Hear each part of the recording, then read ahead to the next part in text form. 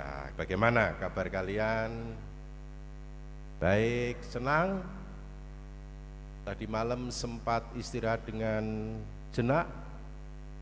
Atau terbangun-bangun karena pagi ini kalian akan menerima anugerah komuni pertama? Biasanya sih saya ingat ketika masih kurang lebih usia seperti mereka, kalau besok itu ada sesuatu yang sangat mempengaruhi hidup kita, mau kemana atau mendapat sesuatu, malam itu tidurnya enggak jenak, itu pengen ndang isu gitu. Benar? Ini para lansia masih lupa pengalaman itu. Menurut saya ini yang nanti akan dialami oleh anak-anak. Anak-anak, kalian tadi menyatakan bahwa mulai hari ini kalian akan selalu mengikuti perjamuan Tuhan Yesus. Pertama kali menyantap tubuh dan darah Yesus. Kalian akan mengalami sukacita, sukacita yang penuh, bukan kegembiraan ragawi itu saja.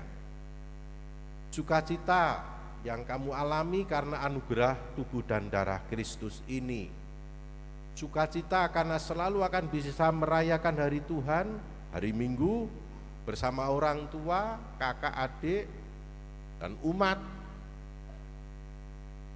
Dan anugerah tadi disebutkan sebagai daya kehidupan ilahi. Kalau orang tua melahirkan kalian, untuk memberikan daya ilahi itu harus dilahirkan oleh Tuhan, dan itu lewat baptisan. Nah, selama kalian dipersiapkan oleh para pembina, dan hari ini kalian akan menerima anugerah itu, misteri iman tubuh dan darah Kristus ini harus semakin kita pahami anak-anak dengan peristiwa Injil tadi. Injil dari mana tadi? Ayo, lupa. Injil Marco Polo, Markus. Ya. Nah, cukup berbeda dengan penginjil lainnya. Tadi dibacakan oleh Frater, ketika Yesus mengambil piala, mengucap syukur, lalu memberikannya kepada para murid, mereka semua minum dari piala itu. Dan Yesus berkata kepada mereka, inilah darahku, darah perjanjian yang ditumpahkan bagi semua orang. Penginjil Markus, anak-anak, itu memberikan penjelasan iman kepada kita dan khususnya kepada kamu hari ini, bahwa perjamuan yang akan kita terima setiap hari Minggu dan kita menyambut komuni hanya bisa dimengerti dalam latar belakang perjamuan Paskah Tuhan tadi dengan para murid, dengan perjanjian yang diadakan oleh bangsa Israel dengan Tuhan di gunung mana tadi? Kelut, Lawu, gunung. Saya bawa hadiah. Ini mau? Sapu tangan mau? Gunung mana? Sinai. Nah, tekanannya dalam perjanjian ini, perjanjian diadakan dalam darah. Ya, kamu coba ada teksnya ya. Ya, perjanjian dalam darah. Menurut pemahaman pandangan orang Baihola zaman dahulu, hidup itu ada dalam darah. Maka ini pun masih kita bisa pahami ketika orang terluka dan kemudian mengeluarkan darah dan semakin banyak, tidak cepat ditolong, dia bisa mati. menumpahkan darah orang lain itu adalah salah satu dosa yang paling besar yang harus dibayar dengan darah pula. Maka lihat kalau dalam film cerita-cerita dulu, darah harus dibayar dengan darah. Membuat orang mati dibalas dengan kematian yang sama. Dengan demikian, hidup itu ada dalam darah. Perjanjian orang Israel dengan Tuhan di Gunung Sinai tadi adalah perjanjian yang diteguhkan dalam darah binatang. Ini adalah suatu lambang anak-anak ikatan dalam darah antara Allah dengan bangsa Israel. Maka tadi diceritakan darah dari binatang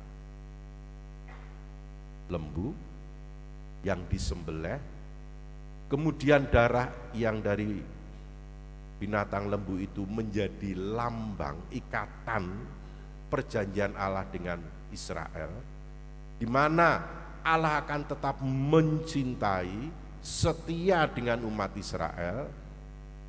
Demikian pula orang Israel harus juga tetap mencintai dan setia sama Allah. Darah tersebut kemudian dipercikkan di mezbah kurban. Lalu sebagian lagi dipercikkan pada orang Israel. Kalian mau diperciki darah lembu? Gak mau ya, darah. Yang melanggar perjanjian dari Israel, mereka harus dikorbankan mestinya, seperti yang diperlambangkan oleh penyembelihan binatang-binatang kurban tadi. Jadi kalau Israel itu melanggar perjanjian, mereka harus dikorbankan darahnya, seperti yang dilambangkan tadi. Jadi perjanjian dengan darah adalah suatu lambang persekutuan hidup dengan Allah. Nah, dari sini anak-anak, kemudian Romo semakin memahami. Dan tentunya kalian dengan daya akal yang bisa membedakan bahwa komuni suci adalah tubuh dan darah Tuhan. Iki duduk roti biasa, duduk burger, tidak membuat kenyang, ya. Darah Tuhan ini bukan seperti anggur lainnya, walaupun berasal dari anggur. Gak marai mabuk, soalnya sidik. Ya. Oh, saya jadi ingat tentang ini anak-anak. Teman saya waktu seperti frater diakon begitu, belum ditapiskan imam. Setiap menjelang Natal atau Paskah biasanya asistensi. Lalu teman saya ini asistensi di Bali, di salah satu paroki. Dia mendampingi Romo, dan kebetulan Romonya, saya tidak tahu apa yang ada di benak Romo ini. Ketika mempersiapkan persembahan untuk roti dan anggur, yang kemudian dicampurkan anggurnya dengan air. Romo tersebut rupa-rupanya memasukkan anggur itu sangat banyak. Lebih banyak daripada yang pernah kami alami seperti ikut misa. Jadi banyak banget. Nah, pialanya kita sampai setengah luwe. Nah, iki sing ciu-ciu mesti sombiling. Dan ketika kemudian mau komuni, frater diakon disebut dipersilahkan untuk meminum dari darah Tuhan dalam piala yang sudah dikonsekrir. Dan karena begitu banyaknya, dan Romo tersebut juga tidak meminum, apa yang terjadi? Frater tersebut yang meminum semua habis. Ya. Lalu saya boleh peragakan?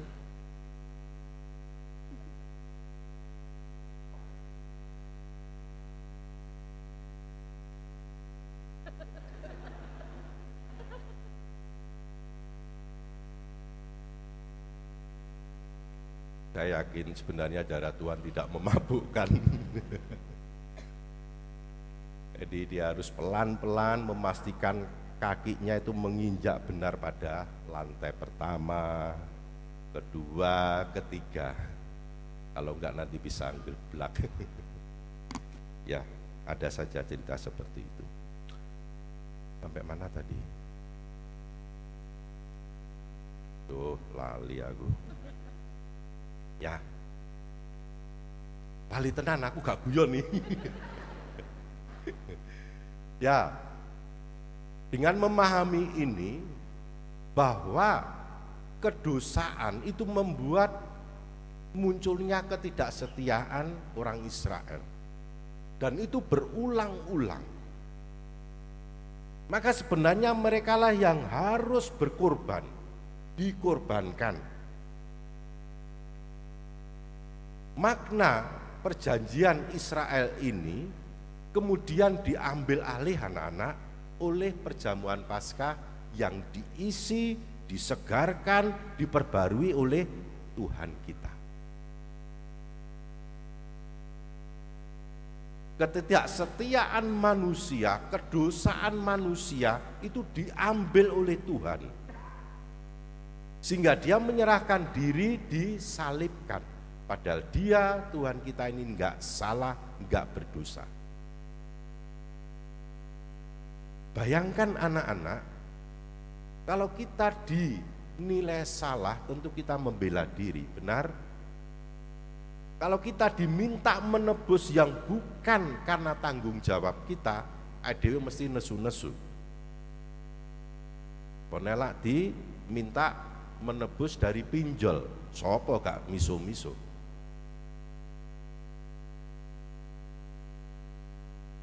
Kalau kamu di sekolah disalahkan sama salah seorang gurumu karena melakukan sesuatu yang tidak kamu lakukan, kamu bisa mengerti apa yang kamu pikirkan, kamu rasakan. Demikian pula kalau kita memahami misteri iman dalam komuni suci ini, kita ini sebenarnya tiap hari selalu bisa menjadi salah, bisa menjadi dosa. Kita ini sebenarnya yang harus dikorbankan. Tapi Tuhan mengambil itu semua supaya kita apa? Mendapatkan daya hidup ilahi yang kita terima sejak dibaptis. Ketika orang kemudian setelah menerima komuni suci, dia itu diberi oleh Tuhan daya hidup ilahi. Bukan daya hidup dari makanan, minuman yang sehari-hari. Bagaimana menjelaskan daya hidup ilahi? Kamu punya bapak ibu toh? Jangan bilang nggak punya loh, wedil. Punya kakek nenek? Kamu semakin lama akan mengetahui bagaimana bapak ibu, kakek nenek itu, oh iya ya, berkorban untuk saya ya. Kamu belajar. Kok saya kakek nenek itu kalau ke gereja melayani ke sana kemari sampai lali aruputune. Kok bisa ya? Kok bisa betah? Padahal yo gak dibayar, gak digaji. Kok bisa ya bapak itu melayani? Padahal saya dengar kadang-kadang yo dirasani mantuk-mantuk. Kok bisa ya ketika kemudian dibicarakan di RT, dirasani, bapak ibu kok tetap bisa senyum, menyapa?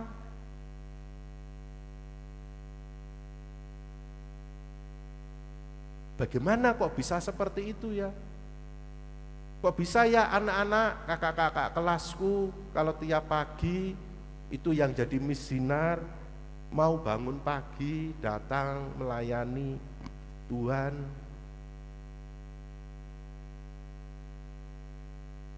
Siapa yang membuat seperti itu? Bagaimana itu bisa terjadi? Ya ini daya hidup ilahi yang kita santap setiap minggu, dan hari ini kamu memulai untuk pertama kalinya. Kamu akan banyak belajar bagaimana memberikan diri, berkorban. Itu rupa-rupanya berasal, bersumber dari Tuhan yang memberikan dirinya bagi kita, bagi kamu hari ini. Kamu kalau punya adik akan belajar bagaimana akhirnya mengalah, memberikan yang terbaik untuk adik. Lah adik keliru salah, berani untuk membantu. Itu daya hidup ilahi dari Tuhan. Itu santapan jiwa dari Tuhan. Selamat untuk komuni pertama kalian. Tuhan memberkati kalian. Amin.